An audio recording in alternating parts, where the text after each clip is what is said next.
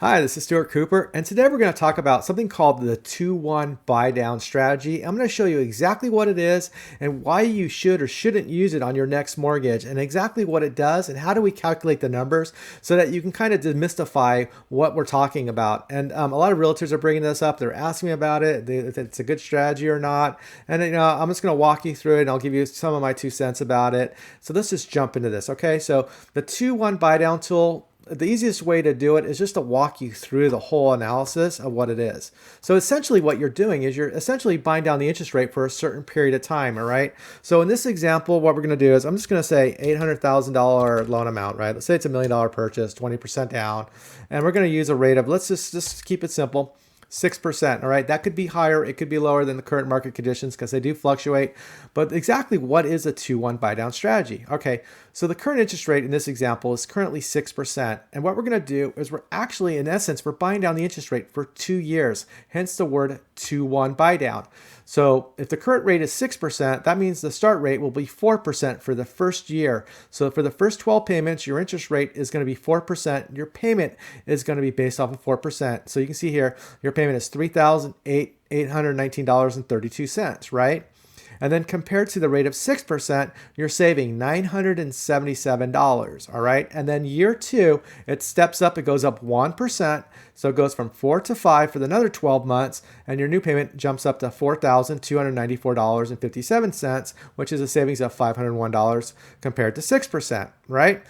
And so over time, you can see how it starts off at a lower interest rate and it gradually goes up each year until year 3 through 30, based on if it's a 30-year loan, your rate stays fixed for 6% for the remainder of the life of the loan.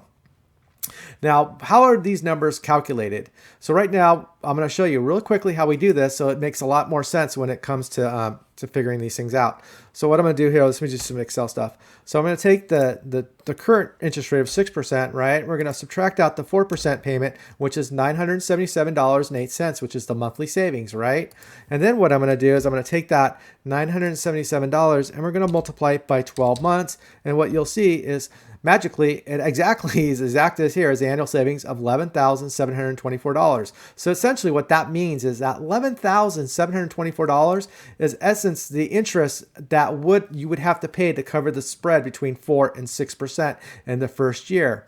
And of course, we'll try it for the second year, okay? So it just kind of resonates a little bit better. So we're going to take the 6% interest rate payment, right? And we're going to minus out the 5% interest rate payment, which once again is $501. And then we're going to take that number, right?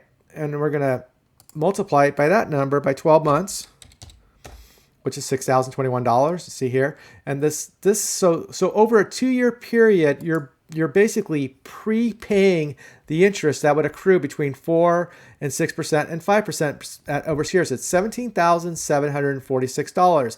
And so what happens is when agents or clients talk to me about the buy down strategy, the goal here is to ask the seller for a concession of $17,746 because it has a pretty dramatic payment effect on the borrower's payment. See here, the first year it's $977. The second year it's a $501 savings. And then it does go to 6% for the remainder of the loan.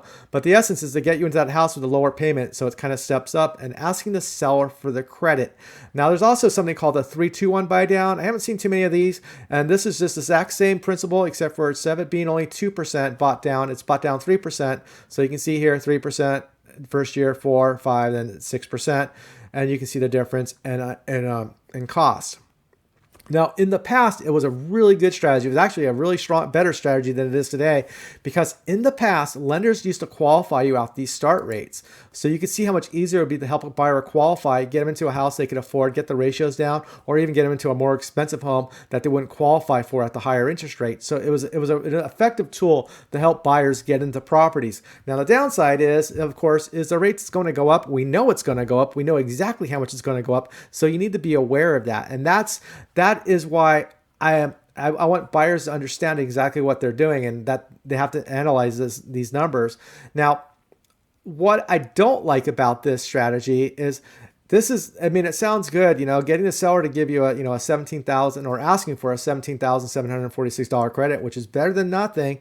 But essentially, they're just buying down the accrued interest for the first 2 years of the mortgage. And my question is this: to really do a real good comparison on this, what if we got the $17,746 credit, right, from the seller, and instead of buying down the interest rate, we either use that to reduce the sales price by that amount, right, which lowers your tax base, makes your payment a little bit lower, not dramatically, it's only going to be a little bit. Or what if we took that money and applied it toward an actual rate, permanent rate buy down by, buying down the rate for the next 30 years? Of course, the benefit's not going to be as dramatic, but it will save you some money. It'll definitely save you money over the time. Now, the drawback of these two strategies, how I see it, is that right now rates are high, right? At some time in the future, nobody can predict this, rates are going to come back down.